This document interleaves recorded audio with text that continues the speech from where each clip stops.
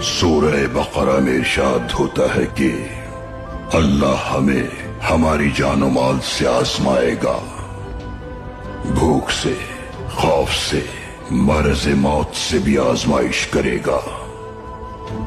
জায়গার মধ্যে বলতেছেন তোমাদেরকে আমি পরীক্ষা নিব। ও দুনিয়ার মানুষেরা শোনো, ওয়ালানাবলুওয়ান্নাকুম বিশাইইম মিনাল খাউফি ওয়াল জু'i ওয়া নাকসিম মিনাল আমওয়ালি ওয়াল আনফুসি ওয়াস সামারাত। আল্লাহু আকবার। আমি তোমাদেরকে পরীক্ষা নিব কোন সময় বয়ের মধ্যে ছেড়ে দিয়ে, ক্ষুধার মধ্যে ছেড়ে দিয়া, তোমাদের নিজের নফসের উপরে, তোমাদের মালের উপরে, তোমাদের আওলাদের উপরে, ফল ফসলাদির মধ্যে ক্ষতিগ্রস্ত করাইয়া। এটা কেন আসবে?